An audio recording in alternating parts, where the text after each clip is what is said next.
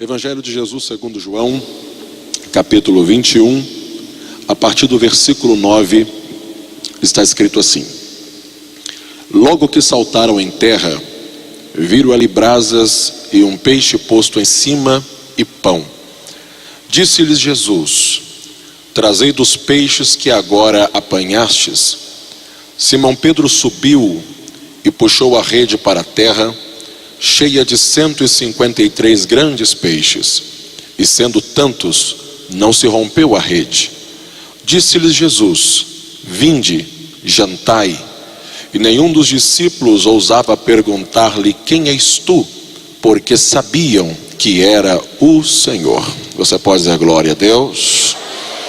Tome seu assento, mantenha a sua Bíblia aberta.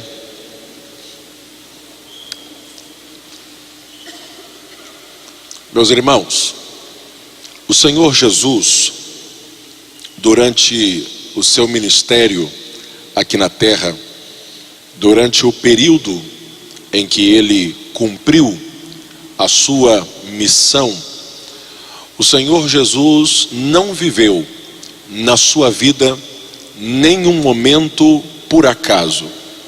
Nada do que Jesus vivenciou, nada do que Jesus passou foi simplesmente uma coincidência ou força da circunstância. Tudo que Jesus passou, cada milagre, cada mensagem, aonde o Senhor esteve, as pessoas que com ele andaram, que com ele estiveram, tudo já estava programado, determinado, agendado por Deus desde a eternidade. O Senhor Jesus, enquanto estava cumprindo esta agenda eterna, cumprindo a sua missão, nesta missão do Senhor estava não apenas nascer, crescer, pregar, curar, salvar a humanidade, mas na agenda de Cristo também estava escolher alguns homens que dariam continuidade à missão que ele havia iniciado, a missão que ele havia começado aqui na terra. Dentre os homens que o Senhor Jesus escolheu, ele escolhe algumas figuras aos nossos olhos, aparentemente controversas. Talvez, se nós olharmos para os discípulos de modo individual, nós podemos ver algum futuro, mas ao nosso olhar, quando nós o colocamos em um grupo, quando nós os colocamos coletivamente, parece que Cristo escolheu homens que tinham tudo para juntos darem errado, porque só o Senhor Jesus, ele tem condições de escolher um homem que era Simão, o Zelote, que fazia parte de um grupo radical, extremista, que tentava libertar o povo do jugo de Roma através de uma guerra civil, e colocá-lo para trabalhar junto com um homem chamado Mateus, que era publicano, recolhia impostos para o Império Romano. Só Jesus tem condições de colocar dois homens que vieram de dois extremos para trabalharem juntos, porque quando Jesus nos chama, ele não nos chama para ver se vai dar certo. Quando Jesus nos chama, ele nos chama e ele faz dar certo, ele faz acontecer. Dentre os homens que o Senhor Jesus escolheu, também existe um que, sem dúvida, talvez seja um dos mais controversos dos 12.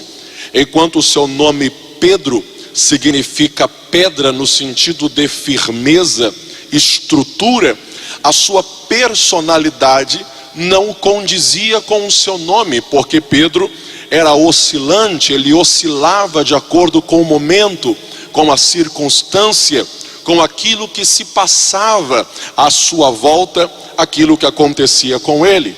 Porém, este Pedro do Evangelho é completamente diferente do Pedro que nós vemos em Atos dos Apóstolos.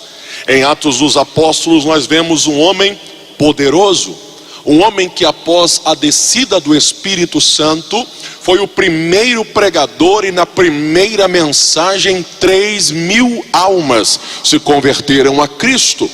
Um homem que, quando chegou na Porta Formosa para orar junto com João, e aquele moço que lá estava lhe pediu uma esmola, ele olhou e disse: olha, eu não tenho prata, eu não tenho ouro, mas o que eu tenho, isso eu te dou, em nome de Jesus, levanta e anda.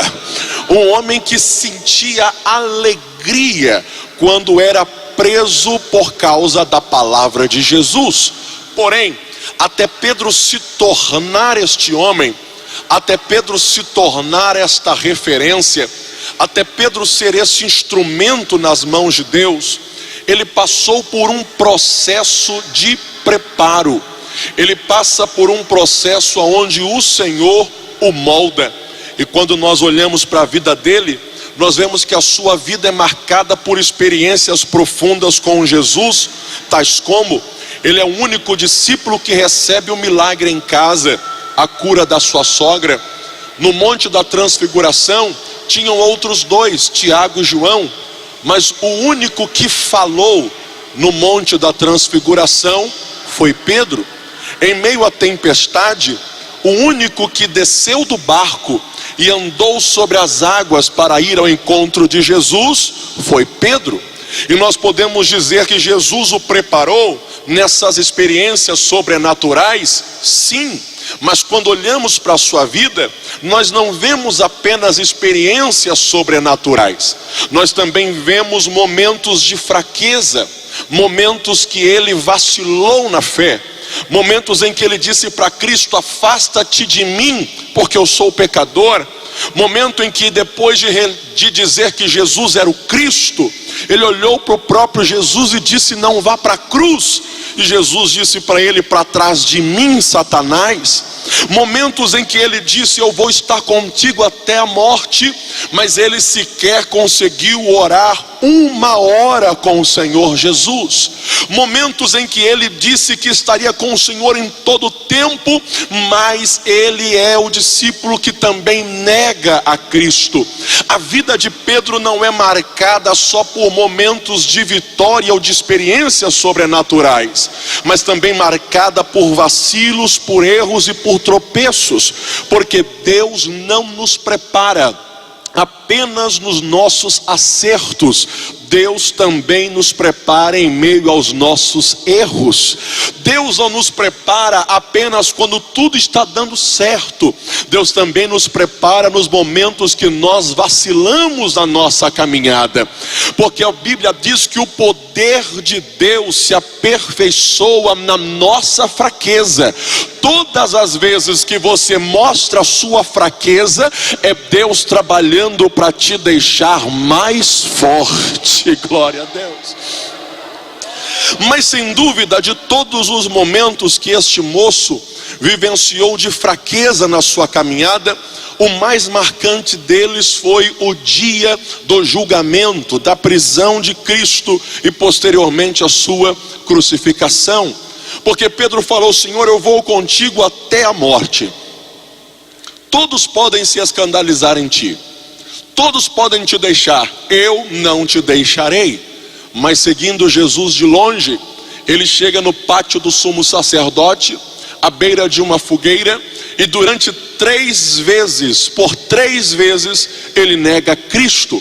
A primeira vez ele simplesmente diz: eu não o conheço. A segunda vez a Bíblia diz que ele fala de forma mais veemente: eu nunca vi este homem. E na terceira vez ele amaldiçoa, ele espragueja dizendo: eu não sei quem é esse Jesus. E é nesse momento que Jesus olha para trás. E quando Jesus olha para trás, dentro dos olhos de Pedro, o galo cantou. E Pedro sai dali para chorar amargamente. Naquele momento se cumpriu o que Jesus havia lhe dito, porque Pedro é um moço que tinha um problema que muitos de nós também temos. Pedro, ele tinha autoconfiança ao invés de domínio próprio. Nós não podemos ter autoconfiança, nós precisamos ter domínio próprio. Ele confia na sua própria força e nega o Senhor Jesus. Naquele momento, naquela circunstância, Pedro não se sente mais discípulo, acha que a sua caminhada com Cristo havia terminado, mas o Senhor Jesus já havia lhes avisado, dizendo: olha, o pastor será ferido, as ovelhas ficarão dispersas, mas quando isto acontecer, vão para a Galileia. Jesus marcou de encontrar com os seus discípulos na Galileia. Fato é de que depois do terceiro dia, quando o Senhor Jesus ressuscitou, as mulheres vão até o sepulcro, achando que ele está ainda deitado lá. E quando lá chegam, a pedra do sepulcro já está removida. Um anjo está sentado sobre a pedra e diz assim: por que vocês procuram aquele que vive no meio dos mortos? Ide, dizei aos discípulos e a Pedro que ele não está mais aqui, ele já ressuscitou. Glória a Deus. E ele vai adiante de vós para a Galileia. Jesus marcou de encontrar com os seus discípulos na Galileia. O anjo enfatiza dizendo: diga aos discípulos e também diga a Pedro. Porque o anjo diz aos discípulos e a Pedro? Porque Pedro não se sente mais discípulo. Se o anjo dissesse apenas aos discípulos, Pedro não iria, mas na hora que ele diz: dizei aos discípulos e a Pedro, ele está dizendo: a história de Pedro ainda não terminou. Jesus ainda quer um encontro com ele. Jesus ainda tem algo para fazer com ele. Agora segure bem, olhe para mim. Sabe qual é o curioso desse texto? O curioso é que Jesus marca de se encontrar com eles na Galileia, mas não é o primeiro lugar que Jesus se manifesta.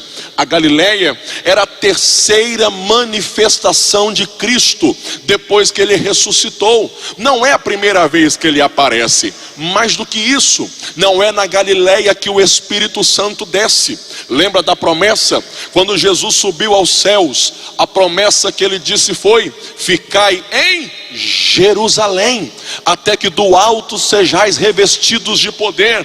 O Espírito Santo não desceu na Galileia, não veio sobre a Galileia, veio sobre os discípulos em Jerusalém.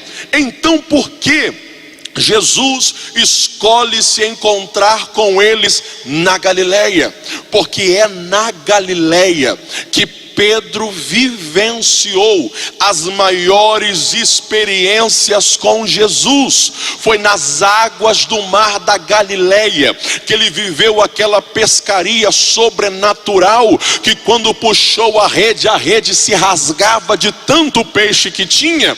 Foi nas águas do mar da Galileia que ele pescou aquele peixe que na boca do peixe tinha moeda para pagar o tributo. Foi nas águas do mar da Galileia que os porcos se jogaram depois que Jesus libertou o endemoniado de Gadara. Foi nas águas do mar da Galileia que Jesus disse apenas uma palavra e o vento e o mar se aquietaram. Foi nas águas do mar da Galileia que Pedro caminhou sobre as águas. Foi às margens do mar que Jesus multiplicou 5 pães e 2 peixinhos e alimentou a multidão. É impossível Pedro voltar na Galileia, olhar para aquele lugar e não se lembrar do que Jesus já fez ali, e não se recordar das experiências que ele viveu ali. Sabe por que Jesus marca com ele na Galileia? Para dizer: Pedro, se você ficar em Jerusalém, você só vai se lembrar que você me negou. Se você ficar em Jerusalém, só vai lembrar que você pecou. Se você ficar em Jerusalém, só vai lembrar que você tropeçou. Então vem para Galileia, para você entender que a tua caminhada tem tropeço sim, tem erro sim, tem queda sim, mas também tem algo sobrenatural que eu já fiz na sua vida. Vem para Galileia, oh glória, para você se lembrar que tem algo sobrenatural sobrenatural ainda na sua vida. Sabe o que Jesus quer que Pedro viva? Ele quer que Pedro volte ao lugar das grandes experiências. Ele quer que Pedro volte ao lugar que ele viveu algo sobrenatural com Jesus, porque todas as vezes que um crente desanima na fé, todas as vezes que alguém tropeça na tua caminhada, a primeira coisa que o diabo tenta fazer é te afastar do lugar da experiência, te afastar do lugar que você orava, te afastar do lugar que você pregava, te afastar do lugar que você louvava, te afastar do lugar que você sentia Deus. Por quê, pastor? Porque ele sabe que todas as vezes que você volta neste lugar, você sente saudade dos momentos que você viveu com Jesus. O que eu vou dizer, eu sei que tem meia dúzia que fica com raiva, mas deixa eu te falar. É por isso que eu lhe digo que quem está por trás deste movimento dos desigrejados, irmão, é o diabo. O diabo achou a arma para tirar crente de igreja e dizer: não precisa ir para a igreja, serve a Jesus em casa, ora em casa, canta em casa, ouve mensagem em casa. E por que ele quer que você fique em casa? Porque quando você chega no templo, você lembra: ah, que culto gostoso foi aquele no mês passado.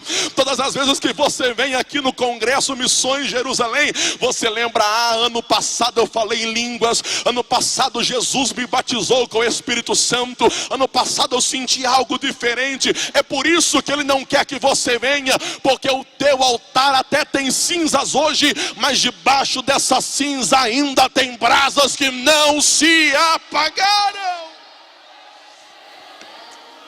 Oh, glória a Deus! É por isso que você tem que vir. E deixa eu te falar um negócio, não se escandalize não. Irmão, ninguém aqui é super-homem. Tem dia que dá vontade de ficar em casa. Tem dia, irmão, que a gente passa umas lutas na caminhada que dá vontade de não ir na igreja, não. Se isso não aconteceu com você, eu te falo que já aconteceu comigo. Tem dia que você pensa assim: oh Deus, não vou no culto hoje não. Tem tanta coisa, é tanta luta, é tanto problema. Mas aí é o momento que Deus olha para você e diz assim: ei, eu posso te abençoar em casa, mas eu escolhi te abençoar lá. Então vem. Você dá um glória a Deus. Mesmo cambaleando, vem. Se arrastando, vem. Com sono, vem. Cansado, vem. Aos trancos e barrancos, vem. Porque Jesus, se ele marcou esse lugar para se encontrar contigo, pode vir que ele vai chegar. Pode vir que ele vai chegar.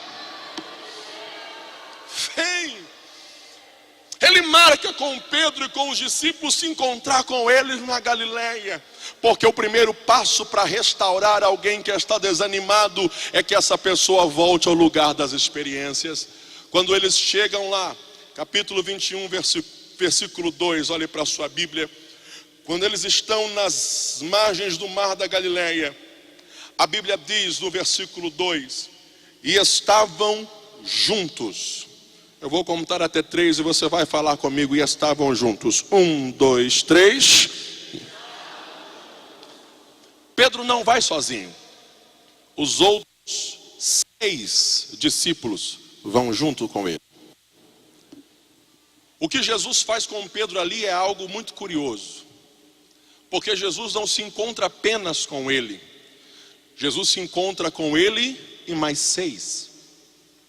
Só que o propósito de Jesus ali é restaurar Pedro, é renovar Pedro. Então, se o propósito é com Pedro, para que os outros 6 também vão? Por que os outros 6 também estão presentes? Para me ensinar um princípio. Olhe para mim. Todas as vezes que alguém está desanimado na sua fé, o primeiro sintoma é abandonar o lugar da experiência. O segundo sintoma é se sentir sozinho. Todas as vezes que você conversa com alguém que está desmotivado com a igreja, a palavra que sai da boca dele é sempre a mesma: eu me sinto tão sozinho.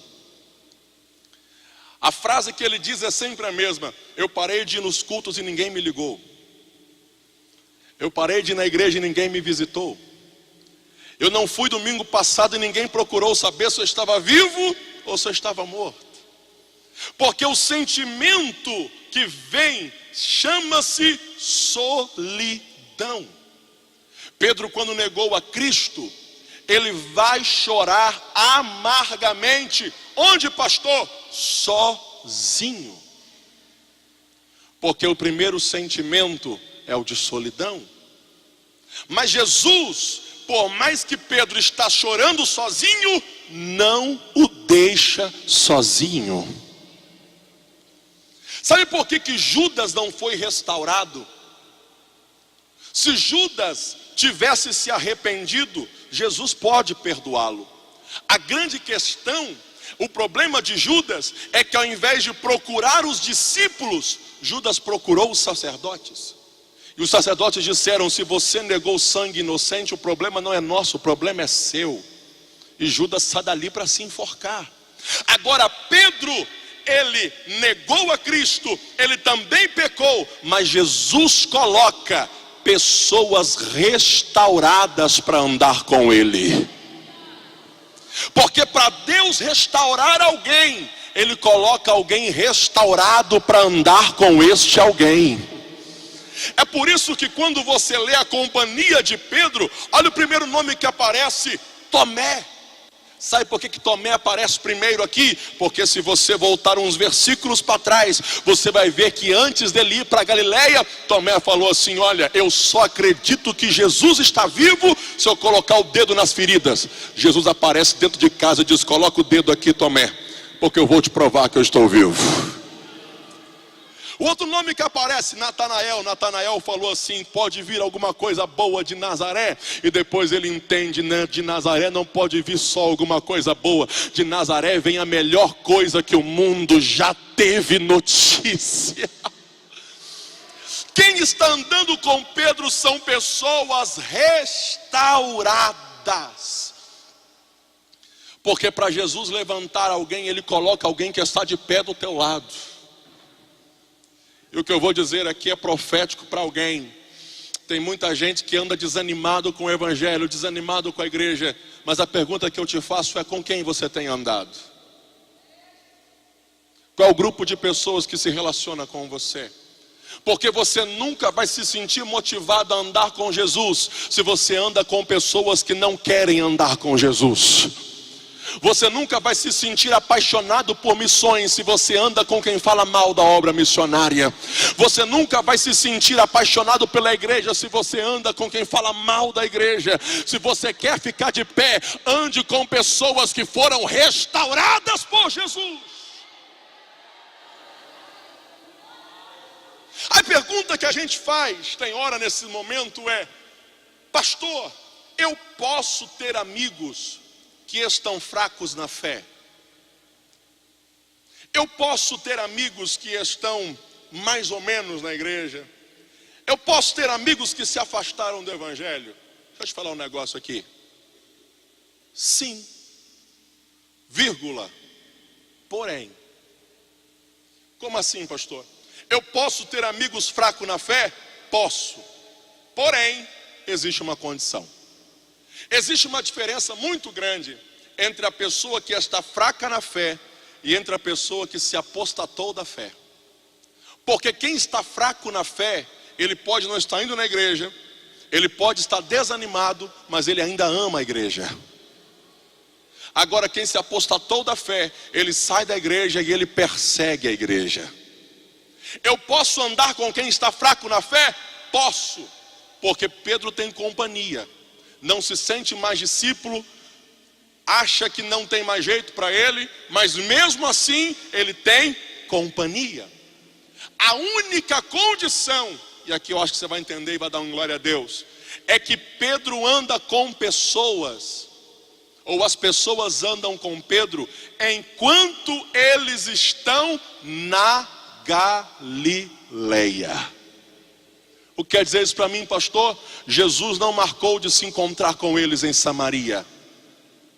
Jesus não marcou de se encontrar com eles em Gadara. Jesus marcou de se encontrar com eles na Galileia. Então eu posso andar com quem está fraco na fé? Posso, desde que essa pessoa não me leve para longe da Galileia, desde que essa pessoa não me leve para longe do lugar que Jesus marcou de se encontrar comigo, desde que essa pessoa não me leve para longe do lugar que a presença de Deus vai se manifestar ali.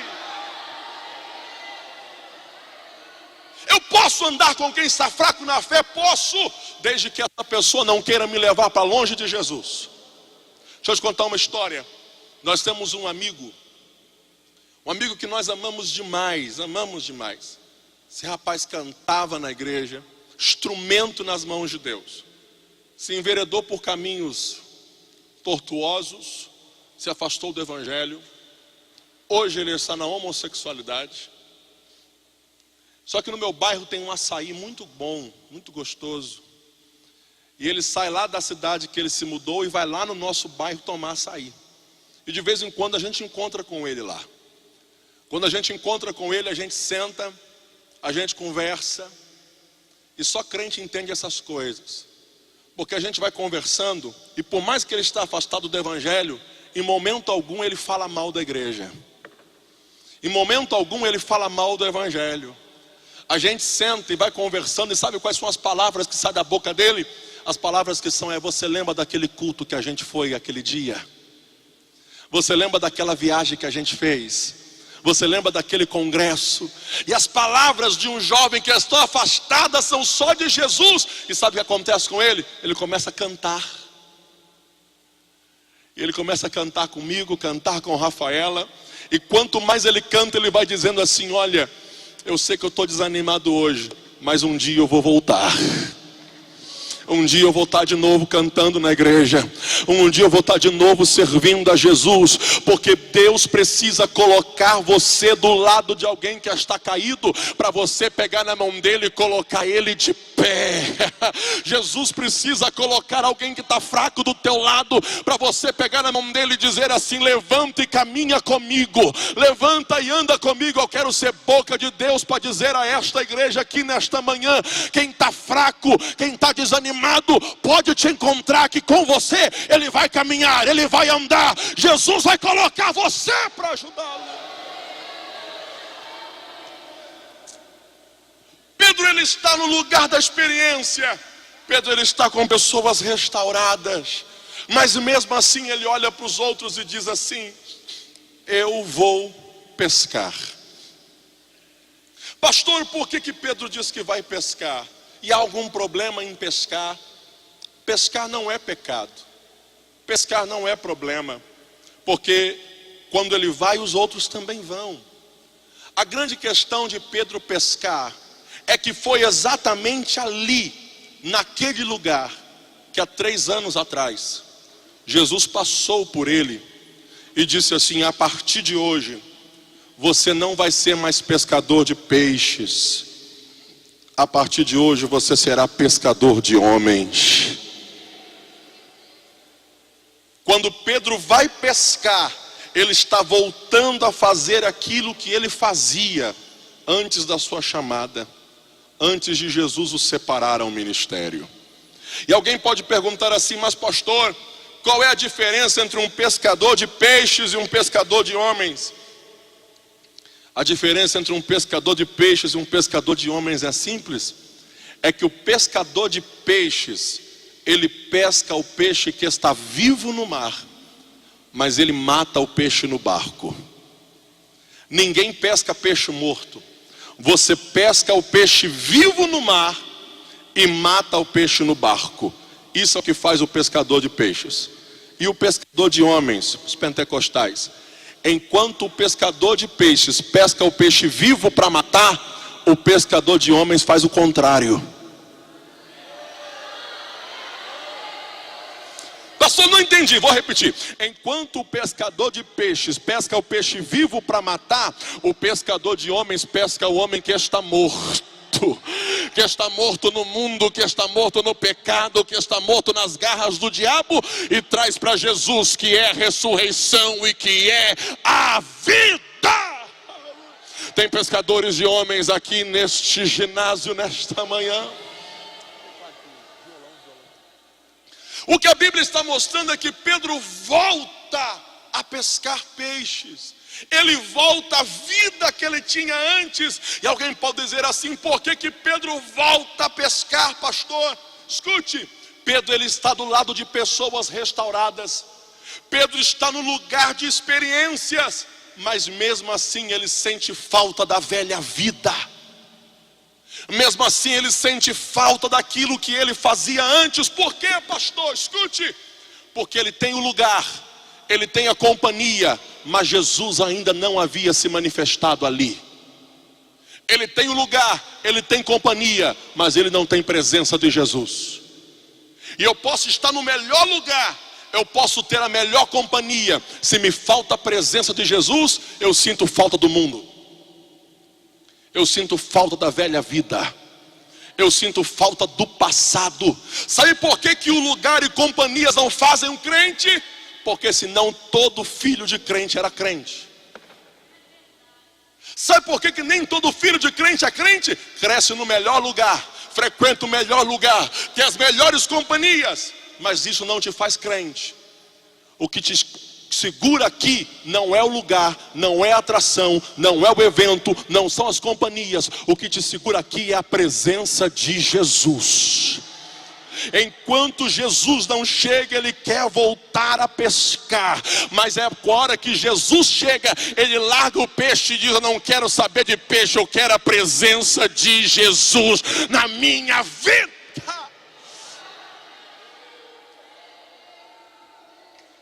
Porque nada completa a nossa vida como a presença de Jesus.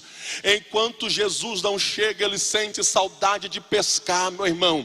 Enquanto Jesus não chega, ele quer voltar à velha vida. Enquanto Jesus não chega, ele sente falta do mundo. Porque quem não tem Jesus sente falta do pecado. Quem não tem Jesus sente falta da bagunça. Quem não tem Jesus sente falta da velha vida. Agora quem tem Jesus sente saudade da igreja. Quem tem Jesus sente saudade da oração. Quem tem Jesus sente saudade da palavra. Quem tem Jesus só quer a presença de Jesus.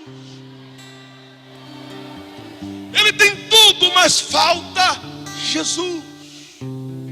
É por isso que ele vai pescar. E quando ele vai pescar em alto mar, a noite toda, com os outros 6, ele lança a rede, puxa, lança e puxa, lança e puxa. E a noite toda eles nada apanharam. Nada pescaram. E o versículo 4 diz que pela manhã, quando eles estão voltando 200 côvados da praia, 95 metros da praia, quando eles estão voltando, eles veem a imagem de alguém andando na praia. Ele não veio durante a noite, ele veio pela manhã, porque todas as vezes que Jesus chega, é sempre o início de um novo dia na nossa história.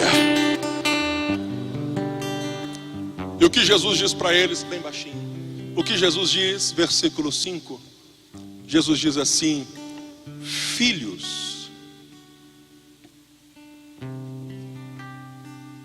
tendes alguma coisa para comer? Olhe para mim. Sabe qual é o lindo dessa história? É que Deus se revela de várias formas à humanidade.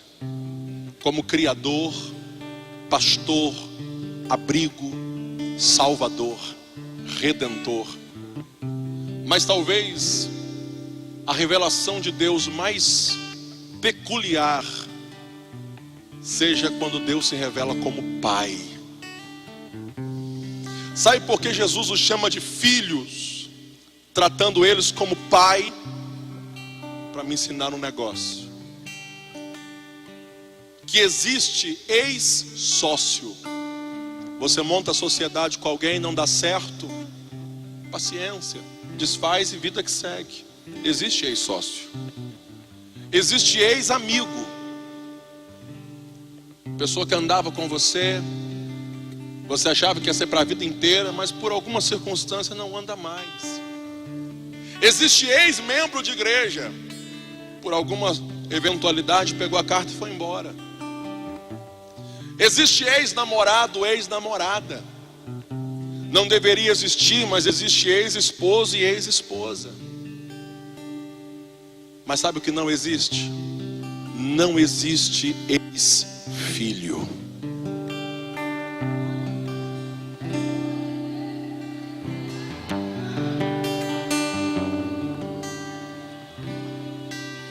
Não existe ex-filhos.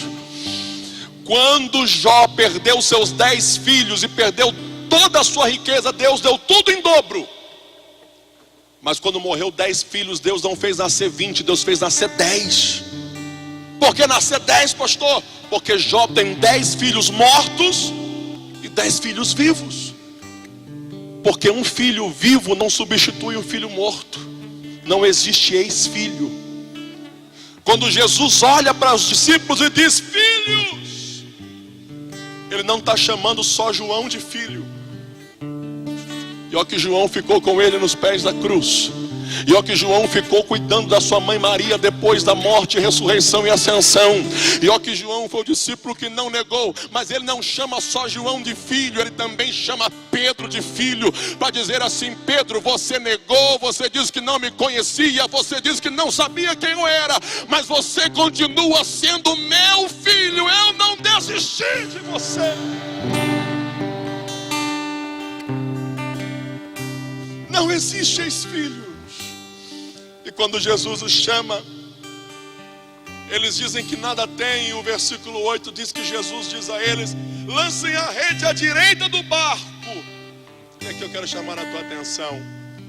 Imagine que eles são pescadores profissionais e que não é a primeira vez que eles estão pescando ali. Você, se pescasse a noite toda do lado esquerdo, você não mudaria para o lado direito, irmão?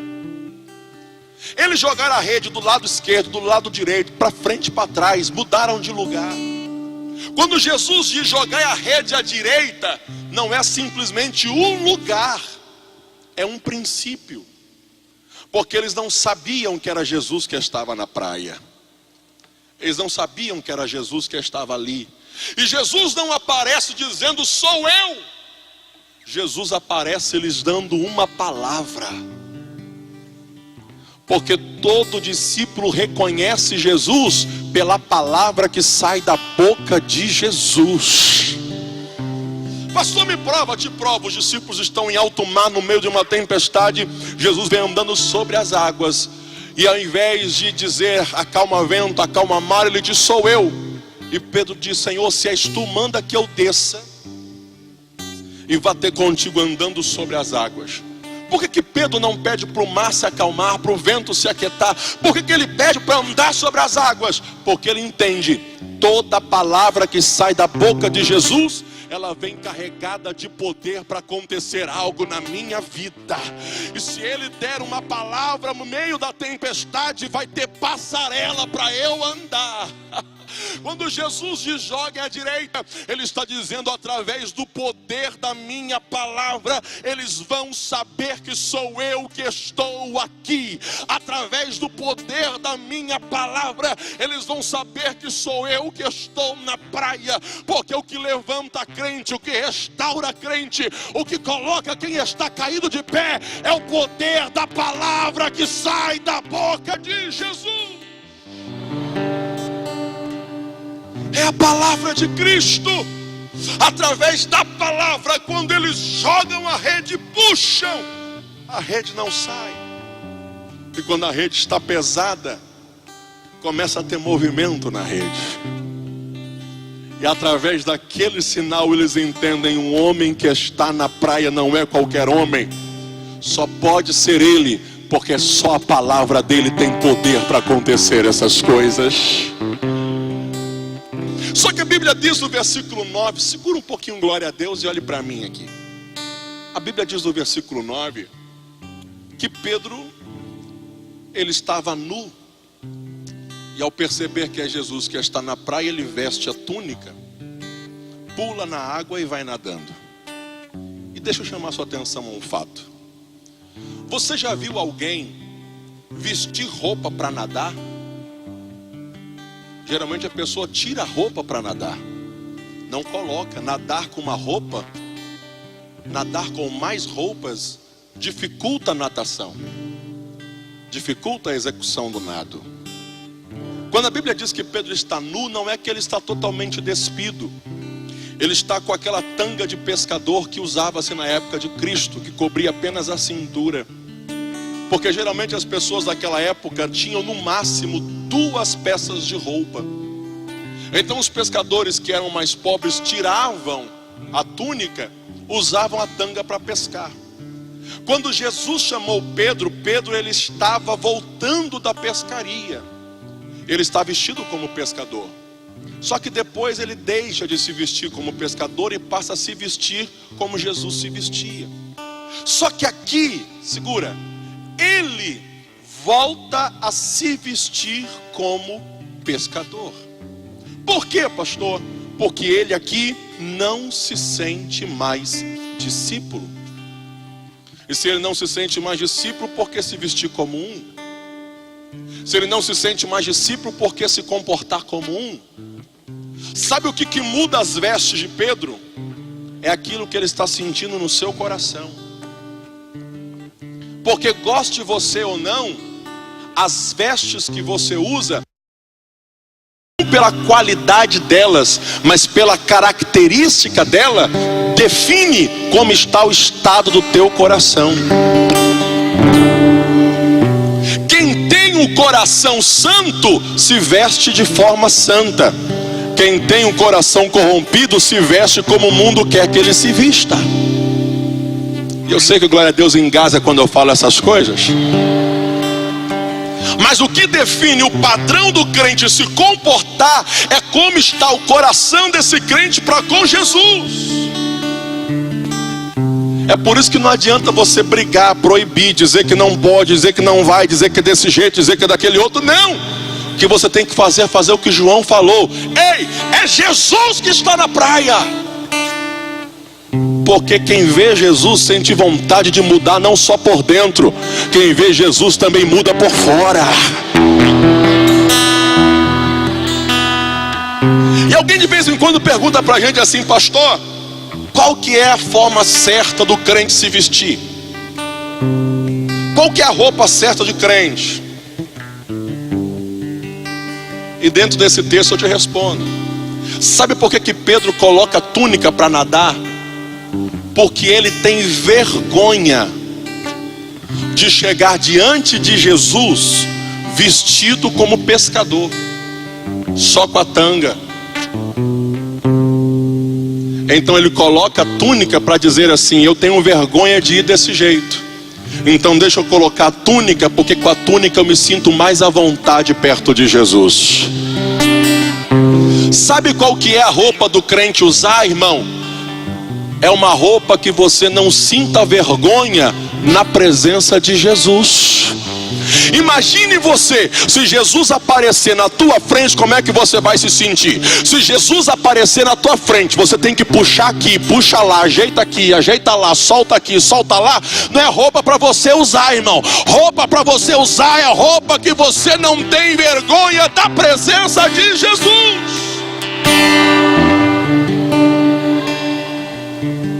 Pedro veste a túnica e vai. Oh glória. Dá para dar um glória a Deus aí ainda, irmão? Quando ele vai nadando até Cristo, ele me mostra algo curioso. Por quê? Porque ele é um homem totalmente diferente do Pedro lá de Lucas 5. Porque a primeira vez que ele viveu uma pescaria sobrenatural, sabe o que aconteceu? Ele disse para Jesus assim: Senhor, afasta-te de mim. Só que agora, 3 anos depois, ele não pede para Jesus se afastar. Ele pula na água e vai nadando. E por que lá atrás ele queria que Jesus se afastasse? A justificativa é: eu sou pecador. Agora olhe para mim aqui. Pedro é mais pecador agora ou antes? Agora, irmão. Agora ele negou. Agora ele disse que não conhecia Jesus. Agora ele não se sente mais discípulo. Agora ele volta à velha vida. Então, se ele é mais pecador agora, por que agora, ao invés de se afastar, ele se aproxima? Porque lá atrás ele nunca tinha vivido uma experiência com Jesus, porque lá atrás ele não tinha visto milagre ainda, porque lá atrás ele não tinha ouvido mensagens que marcaram a sua vida, porque lá atrás ele não tinha tido contato íntimo com Jesus. Agora este Pedro aqui é mais pecador, esse Pedro aqui tem mais erros, mas esse Pedro aqui já viveu experiências profundas com Jesus. E quem não conhece Jesus até quer se afastar, agora quem conhece não consegue deixar, não consegue largar, não consegue abandonar Jesus.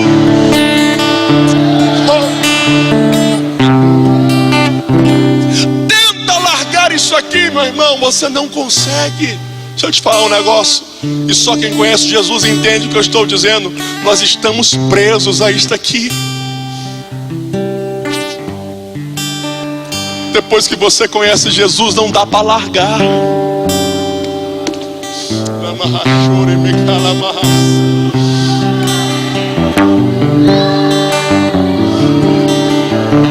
Depois que você conhece Jesus, não dá para abandonar. Pedro até foi pescar, até voltou à velha vida, mas ele largou os peixes, pulou na água, dizendo assim: olha, lá fora não tem nada que me preenche, lá fora não tem nada que me completa. Eu achei que voltar a pescar ia preencher um vazio dentro de mim, mas esse vazio aqui, só a presença dele preenche, só a presença dele completa. Levante as suas mãos para adorar, levante as suas mãos para adorar. Eu estou aqui dizendo nesta manhã, não tem mais volta. Depois que você conhece Jesus, você está marcado. Não dá para voltar, não dá para largar, só dá para andar com Ele, só dá para andar com Ele.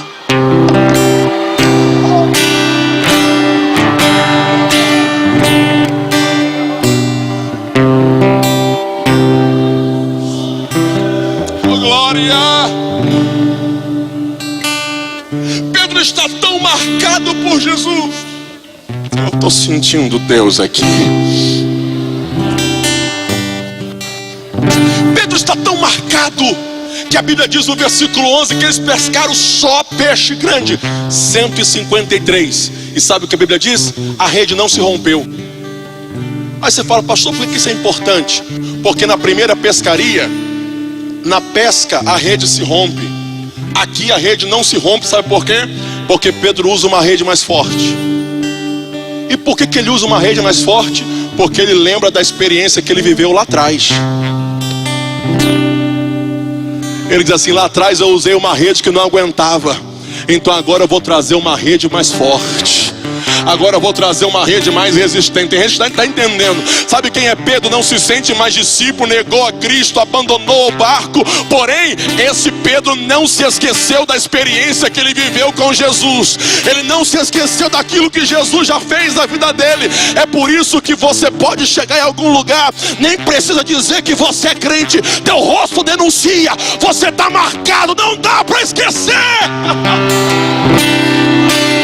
Não dá.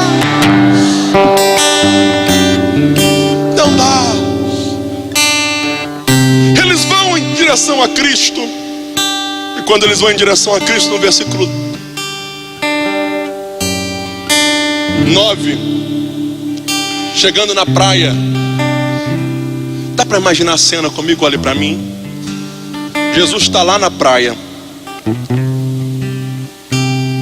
abaixado, fogãozinho de pedra,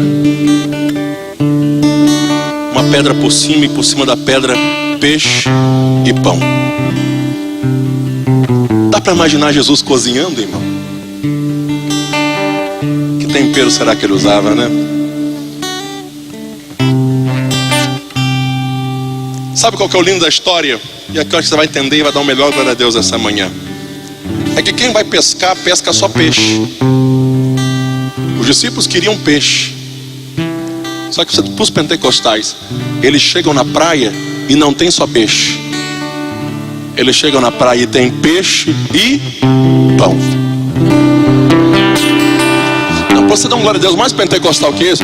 O peixe que eles iam pescar tinha que limpar, tinha que preparar. Quando eles chegam, o peixe está limpo, está preparado e já está assado pelas mãos de Jesus. Porque aquilo que você deseja alcançar lá fora, Jesus me trouxe aqui para dizer: não precisa ir, eu tenho aquilo que você quer e muito mais do que você imagina.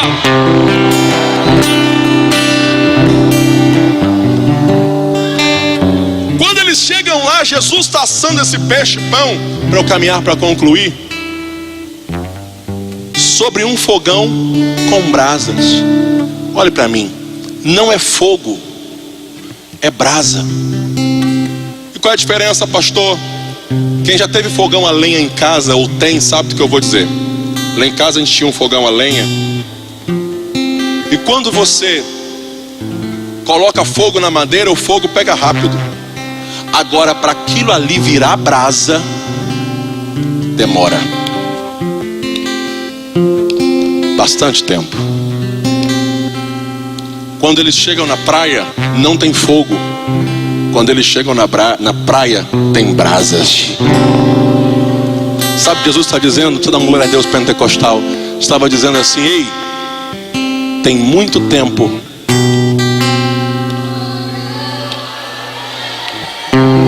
vocês estavam lá em alto mar, vocês estavam jogando a rede, vocês estavam buscando em outro lugar aquilo que vocês queriam, ao invés de me buscar. Mas tem muito tempo que eu estou aqui na praia esperando vocês chegarem. E eu termino essa rápida mensagem com o versículo 12, quando Jesus diz assim: vinde e jantai. Pega na mão de um crente do seu lado. Diga para ele: dá tempo de jantar ainda.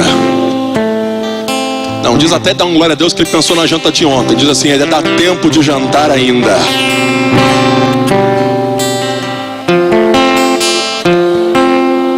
Por que isso é importante, pastor? Olhe para mim. Porque você toma café da manhã de manhã, você almoça ao meio-dia, mas você janta à noite. Sabe que horário é isso aqui? Não é noite. Isto aqui é pela manhã. Ninguém janta de manhã, mas de manhã Jesus olha para os discípulos e diz assim: vinde e jantai. Eu termino com essa palavra profética para você. Sabe o que Jesus estava dizendo para os discípulos? Esse pão, esse peixe era para ontem à noite, era para a janta de ontem.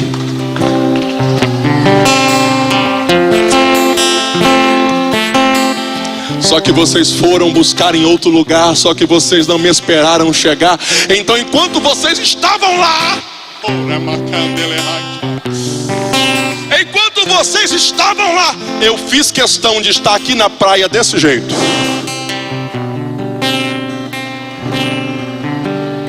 Que isso, pastor? Eu fiz questão de não deixar a brasa apagar.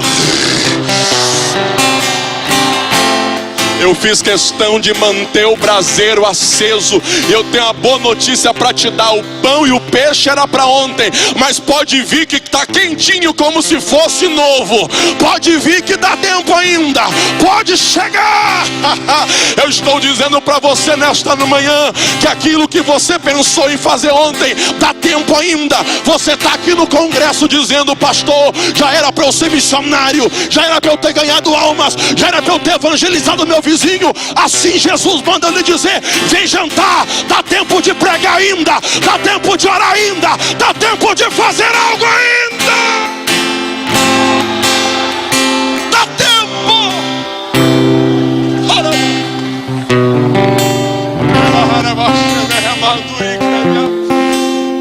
Dá tempo ainda. É o que Jesus está falando com você. Veste a túnica, pula, vem nadando. Dá tempo ainda. A brasa ainda não se apagou na tua vida. Não vou falar de novo. Você pode estar desanimado, desmotivado, aos trancos e barrancos, mas Jesus não deixou esse braseiro apagar.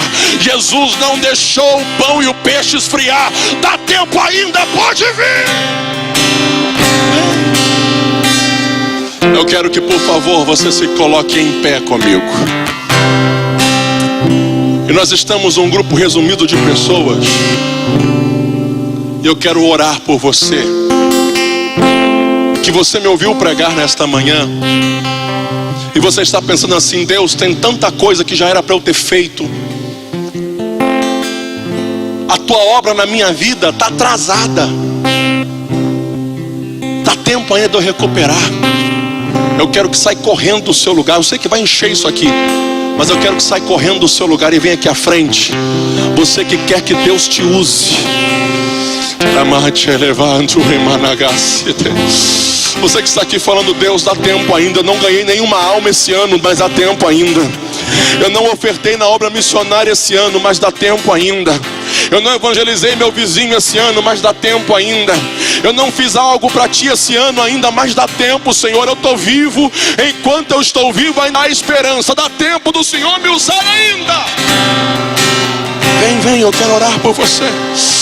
Oh glória, oh glória.